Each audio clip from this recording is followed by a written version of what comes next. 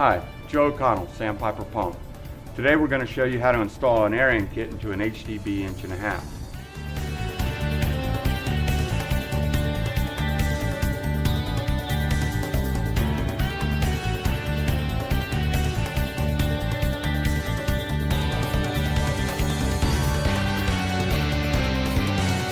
Out front we have some examples of Sandpiper's genuine parts, wet end kit, airing kit.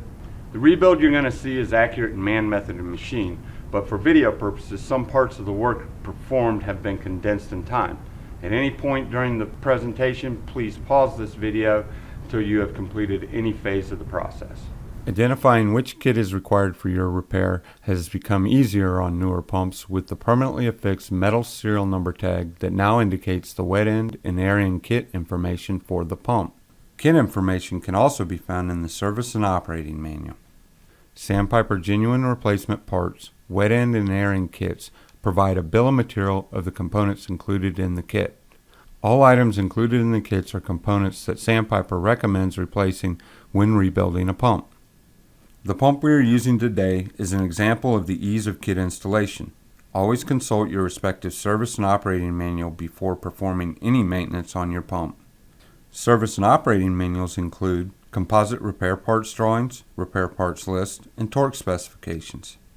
The pump we are using in this presentation has been built new and is considerably easier to work with than a pump that has been used in a process. Additional time may be required in the separation and preparation of parts and components during the rebuild. While the pumps are different in size and flow, the techniques and procedures used in the rebuild of the HDB 1.5 inch are also applied to the commonality of the HDB2 and the HDB3. These are the recommended tools used with the rebuild. While the sizes may change based on the model, the type will remain the same. Torque wrench, ratchet, small slotted screwdriver, O-ring pick, 12-inch pry bars, sockets and or wrenches, 3/8, 1/2 inch, 9/16 inch, 5/8 inch, 11/16 inch, 3/4 inch, 1 5/16 inch 6-point socket. Let's get started taking the pump apart. We're going to start with taking the manifold off. For video purposes, we're going to use a 3/8 inch electric impact gun. We're going to flip the pump up here. On the HDB2 and 3, you're not going to be able to do this, but we'll go ahead and take the manifold off. Once you have the bolts removed, go ahead and take the manifold and set it aside. We'll come back to that. Take the gaskets off.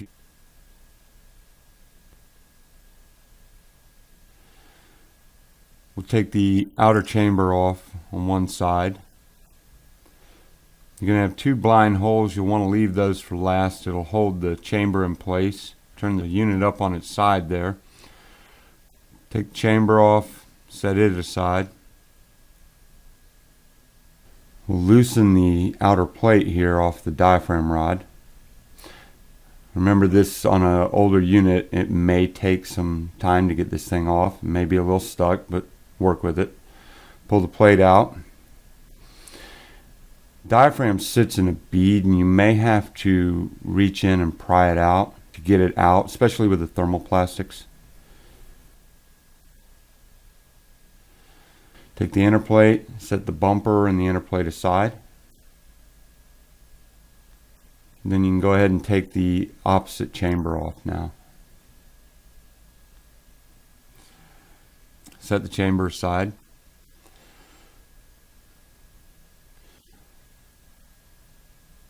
Remove the diaphragm assembly. Set the bumper aside for use later. We'll take the air valve off next. Take the 4 bolts out. Gasket you can discard. You have the pilot valve underneath. You can go ahead and discard the pilot valve too. And then the final gasket.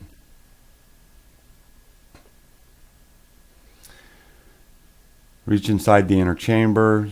Pair of needle nose, you can pull the U-cup seal out. Do that on both sides.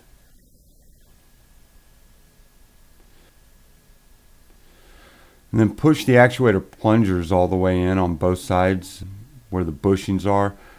That way you can get a socket or a wrench on the bushing and just remove the whole assembly out of there. And you can discard that. Complete that on the other side also. Let's take our main air valve assembly apart. Go ahead and take the end caps off. I'm going to take both sides off.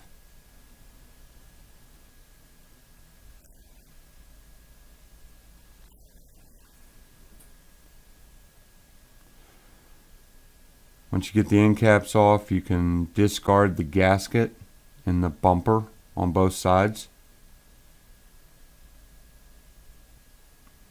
Push the spool out, and you can discard that.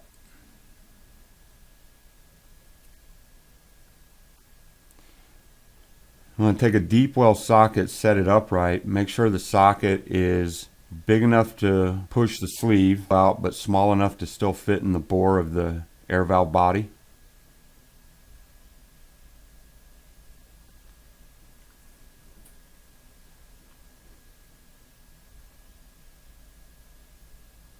Go ahead and open up your airing kit, lay your components out.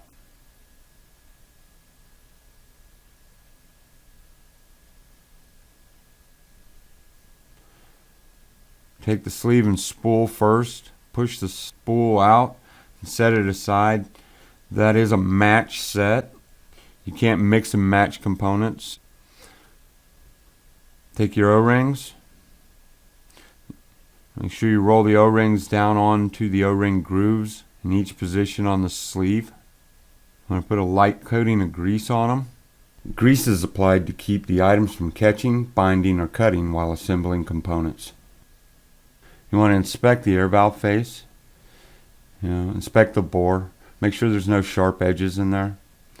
And apply a little grease inside there.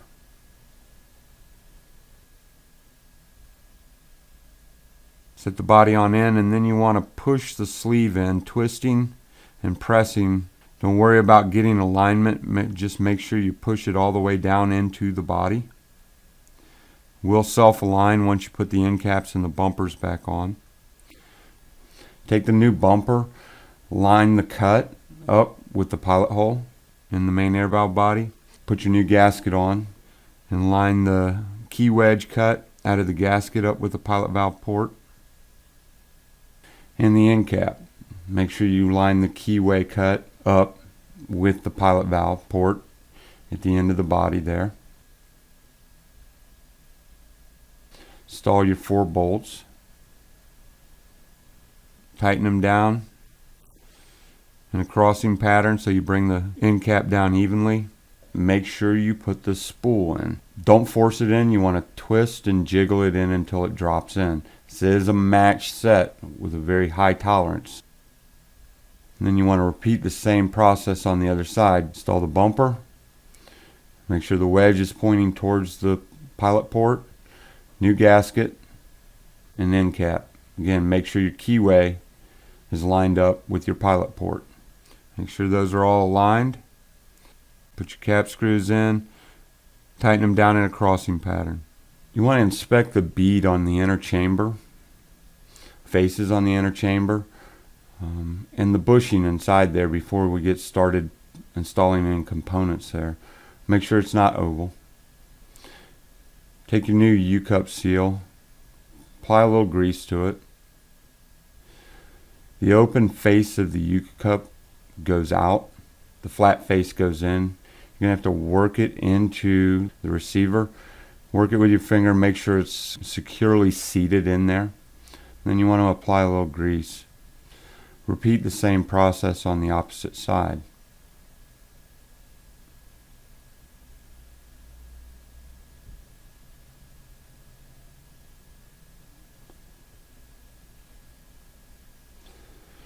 Now we'll take our actuator plungers. Install the O-ring into the V-groove that's on the actuator plungers. Do this for both of them.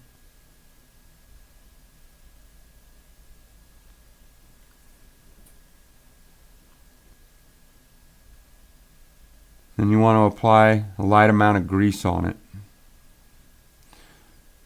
Take your bushing and insert the actuator plunger The flat head goes opposite of the hex head when installing the plunger. You want to do that for both sides.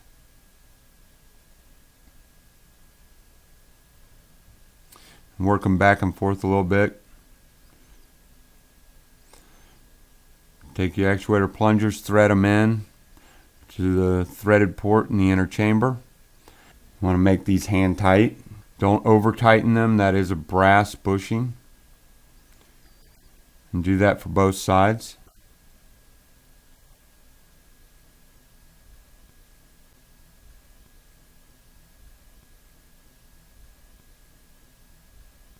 Next, we want to install one bumper onto the diaphragm rod, and we want to apply a light amount of grease onto the rod. Install the diaphragm assembly with the rod into the intermediate. Inspect the outer chamber for casting integrity. Inspect the machine faces and radius of the chamber for damage or material buildup. Scarring, scratches, or material buildup can be cleaned up by using emery paper, crocus cloth, or fine sandpaper. Port side of the chamber faces in the same direction as your nameplate.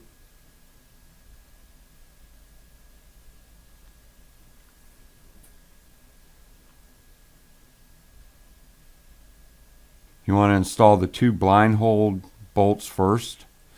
This will hold the chamber in place while you install the rest of the bolts. Go ahead and install the rest of the bolts and then tighten them down in a crossing pattern.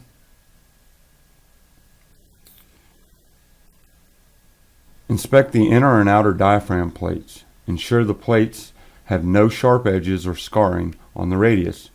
Plates can be cleaned up with emery paper, crocus cloth, or fine sandpaper. Make sure the radius is maintained during cleanup. Replace if necessary. You want to clamp the inner plate into the vise. You want to make sure you get a hold of the bottom part of the plate and not up on the radius. We're going to install our diaphragm now. The natural bulge of the diaphragm faces out. So you want to invert the diaphragm, put your wear pad on, thread your outer plate in through the assembly. Then torque to manufacturer's specifications, which you can find in your service and operating manual. Go ahead and put the opposite diaphragm assembly on. Make sure you put your bumper on. Thread the assembly on, but don't thread it all the way down. You want to take a couple of pry bars. You want to get up under the diaphragm, and you want to make sure you get under the diaphragm plate. Pull the diaphragm assembly across. Again, make sure you're under the diaphragm plate. You can do damage to the diaphragm if you try to pull that assembly across with the pry bar under the diaphragm. You want to invert the diaphragm so that the diaphragm seats into the bead. Make sure you get the diaphragm seated all the way into the bead, and then you can install your outer chamber. Again, inspect the outer chamber. The ported face of the diaphragm chamber goes towards the nameplate.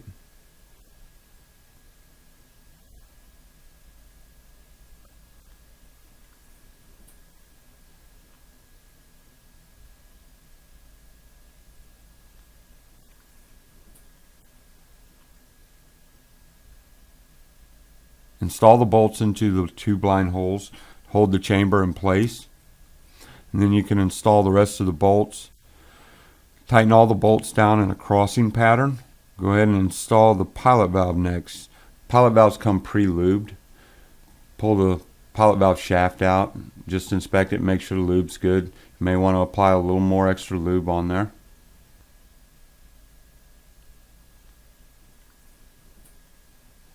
You have two gaskets. One fits over the pilot valve sleeve and spool. Doesn't matter which direction it goes on, just so long as you get it over the spool. The other gasket goes on the back side of the pilot valve. You have to make sure you line up the center port with the pilot hole in the pilot valve. On the main air valve assembly, the pilot hole will have to line up all the way through.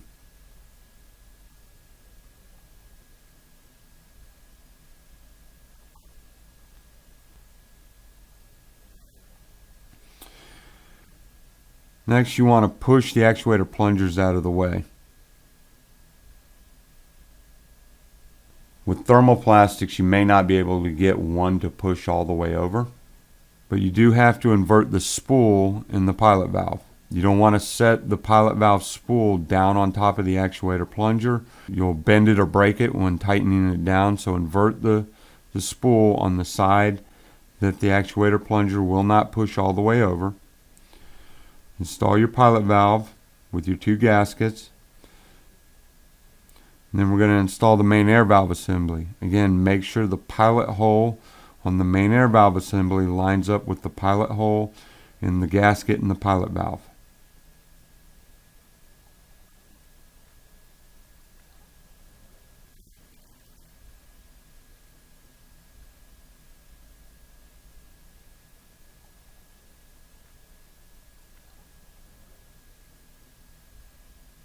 Thread your 4 bolts in, tighten them down, hand tight. You want to install the gaskets on the ports of the outer chambers.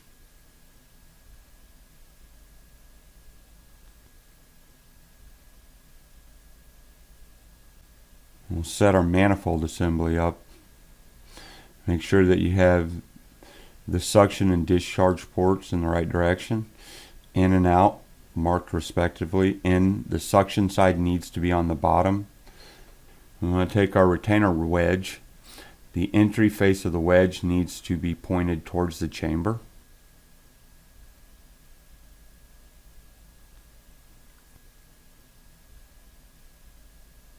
Install our nuts. These are lock nuts. We want to do this in a crossing pattern.